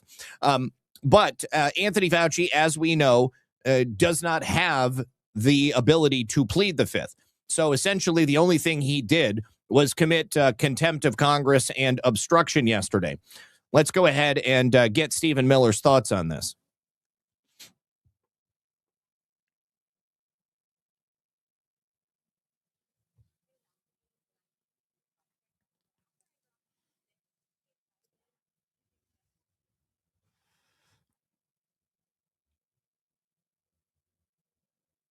Broken healthcare establishment. President Trump was the one who questioned the origins of COVID. President Trump is the one who questioned the need for requiring every single American to be tested over and over and over again. He's the one who questioned whether we should require children and healthy adults to be subject to restrictions for an illness that primarily targets the elderly and the sick. Yeah, but Stephen, Fauci was all over the place on television. Yeah, but the fights, yes. Remember, but he Laura, went out it's there. too easy to rewrite the history of this period. I was there, Laura. I have to be very clear on this point. President Trump saved America from a Great Depression by fighting against those who wanted to shut down the schools and shut down our way of life. He fought to reopen the government. And if you remember, the Biden campaign in 2020 spent hundreds of millions of dollars demonizing President Trump for fighting to keep America open at every single step. Every day, the news cycle was the so-called healthcare establishment attacking President Trump for questioning the experts. And President Trump, at the same time, moved heaven and earth because there were people who did have pre-existing conditions, they had comorbidities, who did need help. He moved heaven and earth to get our hospitals the equipment and materials they need, which is why we had a vastly lower death rate than all the other developed nations of the world. So I salute President Trump for what he achieved, and I'm glad that America got to see in the hearing today exactly why President Trump fought the healthcare establishment the way that he did. So yesterday was quite eye-opening, and I hope that people on the left were listening, but I tend to believe that they weren't. You know, I saw comments from people in the left-wing media, and they were equating the hearing to like McCarthyism. McCarthy was a genius, okay? Joe McCarthy was a saint as far as I'm concerned. That man saw the scourge of communism, and he sought to expose it. And yes, maybe there were some people who got swept up in the fervor, the desire to root out communists and get rid of them. But I don't think we did enough, and that's why we have now this scourge of communism that seems to be raising its ugly head. Did you guys know that fully 1/3 of Democrats consider themselves to be democratic socialists? They basically consider themselves to be communists. Now, there is actually some good news coming out of the Senate. Even though they have routinely been confirming blocks of people, we are nowhere near done. But anytime we have movement in a positive direction, I'm willing to admit it, and I'm willing to give it a little bit of highlight. So in today's Senate meeting, they did not vote on the Save America Act. However, they did clear the path for a big batch of nominations and confirmations, rather, to go through. They adopted something called Senate Resolution 817. It passed by 50 to 47, and that authorized a block consideration of 74 nominations on President Trump's executive calendar. So that resolution was sponsored by Majority Leader John Thune, and it lets the chamber handle the group together instead of doing one by one under the rules that Republicans established last year, which gives them faster processing of many of these sub-cabinet and other executive branch picks. However, there are still hundreds, if not thousands, throughout the country that still need to be confirmed. The package included positions for U.S. Attorney, U.S. Marshals, the FEMA Administrator, the TSA Administrator, and others. No final confirmation votes on those 74 occurred. However, the Senate's roll call focused on the resolution itself and related measures related to Iran and childcare. There was also another vote on the president's war powers resolution that was defeated. The chamber has used this en bloc process several times before, which has helped clear the backlog and more efficiently push these people through. So there will still need to be another vote on actually confirming these people, but it allows them to be confirmed in one single batch. We also, of course, had the confirmation of Jay Clayton this week, and they are attempting to pick up speed, but nothing is going to be fast enough because they are so woefully behind, especially if they think they're going to go on vacation once again in the month of August. Did you guys know that the August recess was initially created by the Senate so that members of the Senate could avoid the sweltering heat of Washington, D.C. in August? Well, now the entire building is climate controlled. There is no sweltering heat in Congress. They have air conditioning in every single room. The entirety of the Senate building is nice and crispy. It's as cold as they want it to be. And so as far as I'm concerned, there is no reason for them to go on another August recess. And I hope that they do decide to stay home. All right. So I had mentioned the response from the left-wing media in regards to Anthony Fauci. Here is a particularly interesting exchange from Erin Burnett on CNN. She's interviewing an NYU law professor about just how much trouble Anthony Fauci is in after pleading the fifth on 111 different occasions. And remember, this is CNN, and even they can't say that Anthony Fauci isn't in the clear. 112 times to invoke the Fifth Amendment. I mean, you can't even string all that together. That obviously, it sends a message. How did Gates get a security clearance? Because Dr. Anthony Fauci gave him a security clearance. And I would be surprised if that Q security clearance that Gates had starting in 2014, if that was the first time that he had a clearance, or if he didn't have a clearance before. Bill Gates is a cutout. Okay, I mean, he's always been doing something with government and with the intelligence community. So that particular clearance, though, was given to him by Anthony Fauci.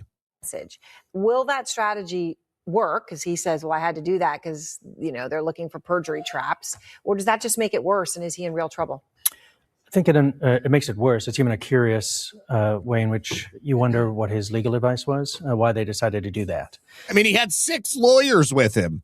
And all of them should have known that this was not going to end well for him. Yeah. Because he does not face criminal jeopardy for the pardon in all likelihood. He's pardoned for all actions before January 2025.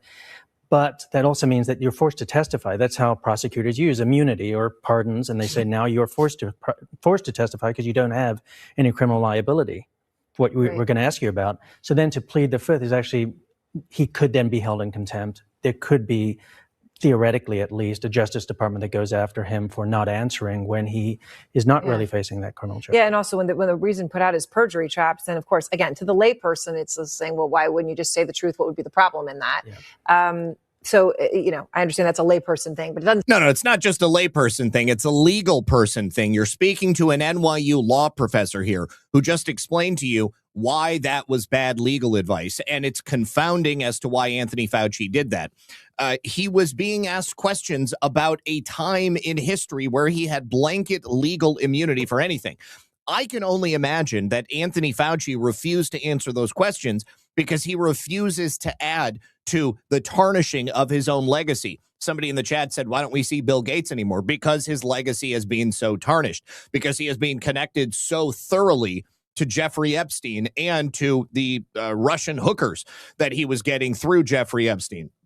Bill Gates has had his entire life blown up as a result of this. Warren Buffett pulled out of the Gates Foundation. Many other people have also pulled out and stopped donating money. I wouldn't be surprised if the Gates Foundation was forced to shut down unless Bill Gates wants to continue funding it with his own money, and that's it. Lisa just sent something over, which I think she wants me to play. Chi-Chi, this is Chi-Chi, guys.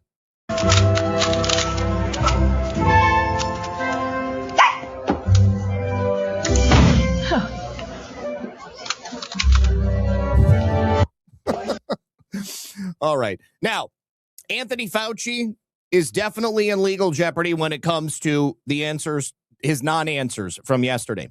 But a group of parents and activists that were affected by his decisions during the COVID-19 pandemic are also looking to bring Anthony Fauci to justice. And Tiffany Justice, who is the co-founder of Moms for Liberty, has spoken with Just the News and said that families whose children were set back by the COVID-19 pandemic lockdown decisions may be looking to pursue legal actions against Anthony Fauci. Fauci, by suppressing dissenting scientists, hiding the origins of the virus, acting beyond statutory limits of his position, he stepped outside the protections of the Federal Tort Claims Act.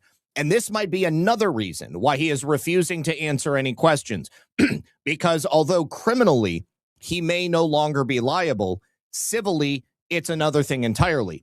His actions were not legitimate federal duties, and it would strip away the government's protection and leave him personally liable.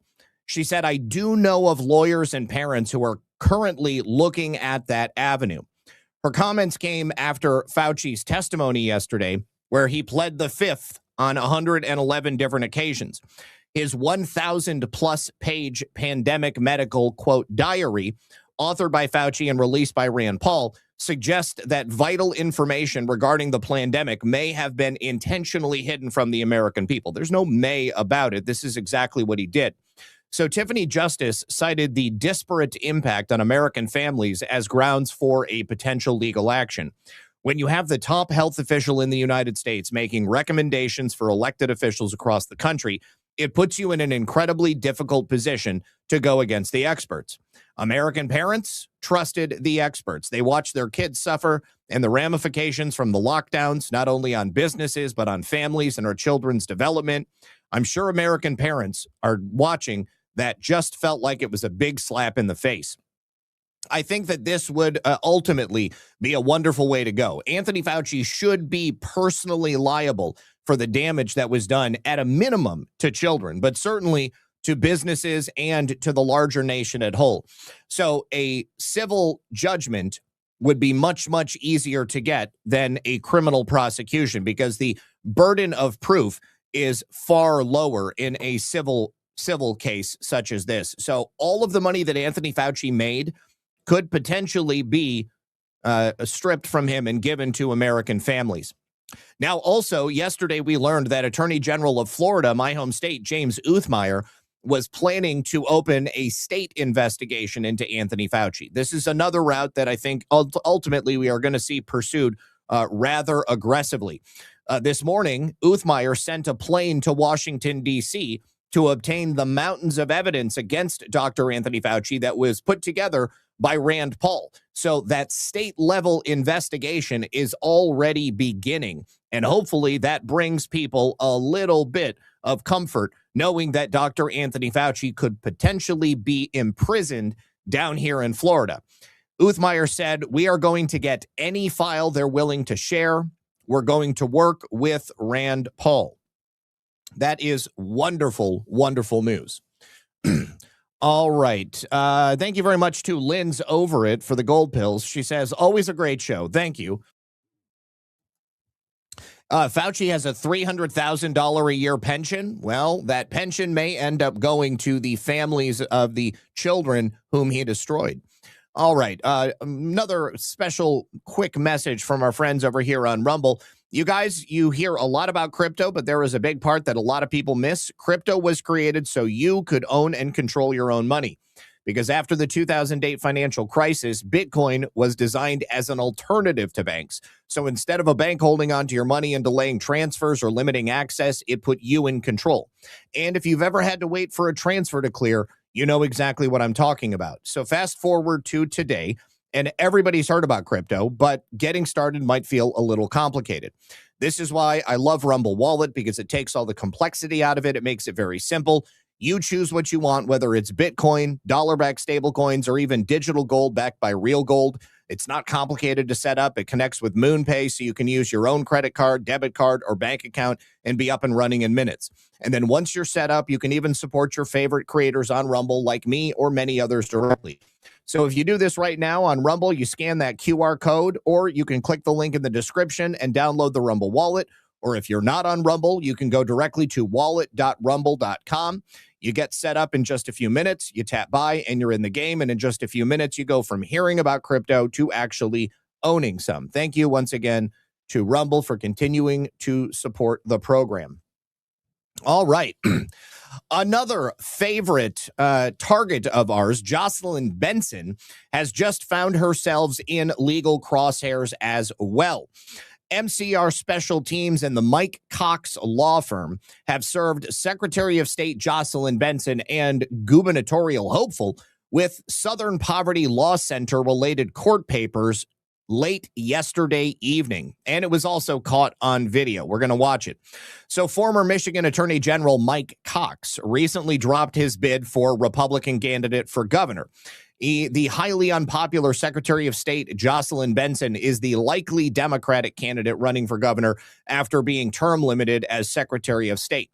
Jocelyn Benson has frequently been cited as America's most dishonest Secretary of State. She's very familiar with lawsuits. She's been involved in 69 election-related lawsuits during her time as Secretary of State. That is more than the combined total of the previous 4 Secretaries of State in Michigan.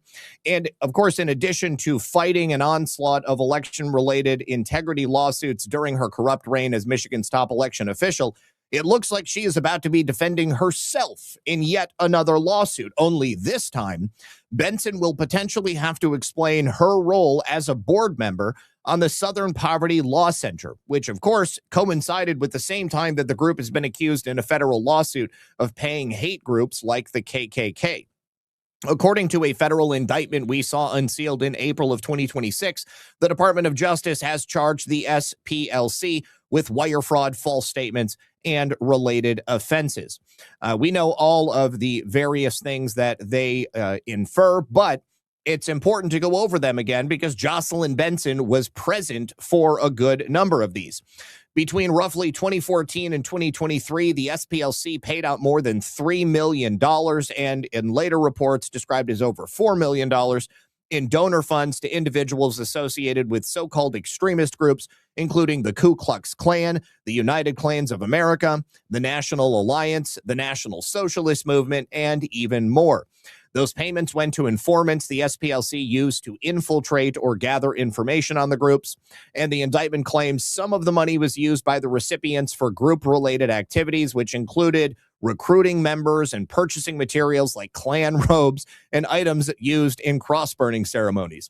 Prosecutors further allege that the SPLC never disclosed these payments to donors, and instead they raised money on the premise that they were working to dismantle the very groups that they were actually funding and keeping alive in some instances. On August 12th of 2017, the shocking events of Charlottesville took place during the Unite the Right rally that was billed as a call for Americans to come together and defend against the destruction of historic statues by the Obama regime. However, unfortunately, the Unite the Right rally devolved into something else, resulting in the death of Heather Heyer, a counter-protester who was allegedly standing against the so-called hateful protesters who were fighting to stop the destruction of historic statues in America. Now, that is a conspiracy in and of itself, and we're not going to get into the things related to that, but I would love to do that on Baseless Conspiracies. Curiously, Jocelyn Benson, who is also America's most crooked Secretary of State, just happened to be a board member on the SPLC in 2017 at the time of the Unite the Right rally. We've talked about this in the past. Now, in 2018, Democrat operative Jocelyn Benson was then elected as Michigan's Secretary of State after losing her first Soros-funded bid back in 2014. Very curiously, prior to that 2018 election, Benson's online profile appeared to be scrubbed. They removed any of the evidence of her ties to the SPLC as a group. Former Michigan Attorney General Mike Cox wants to force Jocelyn Benson to answer to the public about her role in those payments to groups like the KKK while she was sitting on the SPLC's board. Cox posted a warning to Benson on X. He said, "Jocelyn Benson, you can run, but you can't hide. You've been served." He added, "You served on the board of the SPLC that is now federally indicted for funding hate groups like the KKK while also serving as Michigan's Secretary of State. Michigan deserves the truth about what she knew, how involved she was, and I will not rest until voters get that transparency." Now, Mr. Cox spoke with the Gateway Pundit to explain the reason for the lawsuit. He said it's to force her to release public records subject to Michigan's Freedom of Information Act that involve any contacts she has had with the SPLC while she was the Secretary of State. Now, she actually refused service of the lawsuit, so we found her and served her in person yesterday. Mike Cox, the former Michigan Attorney General, knows a thing or two about the law. He said after months of non-disclosure, her office released some records showing she organized at least one event with the SPLC and other state secretaries of state. It also appears she uses a secret non-state of Michigan issued email address for some office business, which is not legal. Once we get her into court, I expect to get to the bottom of her ongoing SPLC relationship and more on her board membership and what she knew and when. So in this video we're going to watch, a young man can be seen approaching Jocelyn Benson with a stack of papers in his hand as she walks with two men towards what appears to be a campaign event. "You've been served," the young man can be heard saying as he hands her the legal documents. "Oh, cool," Benson says. "Thank you so much." Let's go ahead and watch.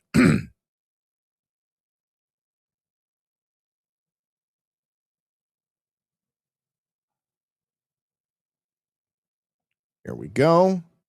Okay, posted by the Michigan College Republicans. MCR Special Teams and the Mike Cox law firm served Secretary of State Jocelyn Benson with the SPLC-related court documents today. Here she is in a still image, and here is the video. Oh, cool. Thank you so much. All right. Thanks. Nice to see you. You can sit on my phone. Yeah, she's just like, yeah, no big deal. Don't care about that. All right. So in addition to her role with the SPLC's payments to hate groups, Benson is also in the midst of her second discrimination lawsuit in 2 years. Back in August of last year, her office reached a separation agreement with her former black female employee, Angela Harness, that included a payment of $775,000. Now, we spoke about that at the time, but Harness was a department director at the Quality and Customer Experience Department at the Michigan Department of State. She filed a notice of intent to sue the department, alleging a racially hostile work environment and related discrimination and retaliation issues. And then in January of this year, 4 black employees at the Michigan Department of State, 3 current and 1 former, filed a civil lawsuit in Wayne County Circuit Court against Jocelyn Benson, the Michigan Department of State, and the state of Michigan, and several senior staff members. That suit also alleges racial discrimination, retaliation for complaining about an unfair treatment, a racially hostile workplace, and violations of Michigan's Elliott Larson Civil Rights Act. The plaintiffs claim a pattern of preferential treatment for white employees and other discriminatory practices. So the plaintiffs consist of 3 current black staffers: David Murray, Elvine Van Bolden, and Michael Foster. Plus, you've got the former high-ranking Nerva Civilius, who has been with the state of Michigan for over 21 years. Here they are. They're calling out Benson's crew for what they say is a widespread pattern of retaliation against black employees who dare to speak up about discrimination. Defendants have no effective system in place to track, correct, or prevent this unlawful discriminatory conduct. The fireworks don't stop with the testimony of these 3 individuals. The lawsuits include an affidavit from former Assistant Secretary of State Hester Wheeler, another black powerhouse who cited rampant racial discrimination as a top reason for ditching the sinking ship. Wheeler isn't even a plaintiff, but his testimony is pure dynamite, pulling no punches on the department's failures. As usual, whenever her back is against the wall, whether it's being caught committing voter fraud or making it easier for voter fraud to be committed in Michigan, Benson's office is in full denial mode. They are labeling the claims against Benson as absolutely false and trotting out supposed clear policies on vehicle use and hiring. Spokeswoman Angela Benander parroted the party line: the secretary and department leadership do not tolerate any harassment, discrimination, or retaliation. Tell that to the black employees who felt targeted while working for her. All right. Now, see that. Where is BLM? Yeah, I don't think that they're going to be coming out to support that, unfortunately. Filter Dog says Florida Attorney General James Uthmeyer is sending a plane to Washington, D.C. Yes, he is circumventing the pardon. Also, another story related to Elon Musk. You might remember that some time ago, he had filed suit against the World Federation of Advertisers because they had essentially worked to block X from being able to get advertisers. Well, that suit has been determined successful for Elon because X has reached a settlement with the World Federation of Advertisers. This is a legal battle that began back in 2024. TechCrunch reports that the settlement between X and the advertising trade group was announced in a joint statement yesterday, bringing to a close Musk's effort to hold advertisers legally accountable for reducing their spending on the platform due to so-called brand safety concerns. The lawsuit filed back in 2024 accused the organization of orchestrating what it believed as a systematic illegal boycott of the platform. The lawsuit came after X experienced a significant decline in advertising revenue following Musk's acquisition of the network for $44 billion back in 2022. Among the companies named in the lawsuit were major brands like Mars, CVS Health, Shell, and Lego. The accused advertisers denied the allegations and maintained that brands have the right to choose where they allocate their advertising budgets. The legal proceedings took a turn in March when a federal court dismissed the lawsuit. The presiding judge determined X had not successfully demonstrated that it suffered harm under federal competition laws. During this setback, X filed an appeal in April, attempting to continue the fight. The joint statement released by both parties stated that the WFA and X are moving past the litigation, emphasizing the settlement resets the relationship between the two organizations. Now, X claimed that the advertisers reduced their spending on the platform because of guidelines developed by the WFA's Global Alliance for Responsible Media, GARM. GARM was a coalition of brands and advertising agencies created to establish standards designed to prevent advertisements from appearing alongside so-called harmful online content. In practice, GARM worked to censor conservatives. Breitbart previously reported that GARM was a primary topic of a major FTC settlement with advertising giants over collusion to censor conservative outlets. The FTC said in a complaint filed in U.S. District Court for the Northern District of Texas that WPP, Dentsu, and Publicis coordinated on policies that limited the number of ads that ran on sites with content that the industry had identified as misinformation. Rumble was also affected by that as well. The policy resulted in fewer ads running on media outlets like Breitbart, punishing outlets that ran content that was lawful but disfavored. The filing explained that these advertisers sought to impose common brand safety standards across the digital advertising industry. The FTC stated that the ad agencies with their primary competitors, Omnicom and IPG, operated through their trade associations to establish a brand safety floor to combat so-called misinformation.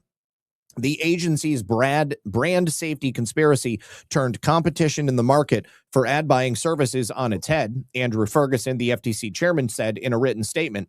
The antitrust laws guarantee participation in a market free from conduct such as economic boycotts that distort the fundamental competitive pressures that promote lower prices, higher quality products, and increased innovation. Now, according to the joint statement, the World Federation of Advertisers reiterated its dedication to freedom of speech, a principle that has been part of the organization's founding institution since 1953. The statement noted that this is in principle shared also with X, and significantly, the statement revealed that on August 9th of 2024, WFA discontinued GARM. The organization committed that it will not form or restart GARM or any similar initiative in the future, and both WFA and X expressed alignment in their view that brands, platforms, and consumers will all benefit from innovation in brand safety. The settlement is a significant shift in the relationship between X and the advertising agencies and the industry. After years of tension and legal battles, both parties appear ready to move forward. The discontinuation of GARM removes a major point of contention, while the joint commitment to brand safety innovation suggests a potential path toward rebuilding trust between the platform and advertisers. All right, guys, I think we're going to go ahead and end it there because I'm starting to lose my voice. All right. One more gold pill over on Pilled. Thank you to Sean Joe for the cookie. And nothing else anywhere else. All right, you guys. Thank you very much for joining us. Thank you for being here. I will, of course, be back tomorrow at 5 p.m. for the first edition of Red Pill News for the month of August. So hopefully you can join me. If you haven't yet, please do me a favor and hit the like button. And I hope to see you in the very near future. Good luck and God bless. Peace.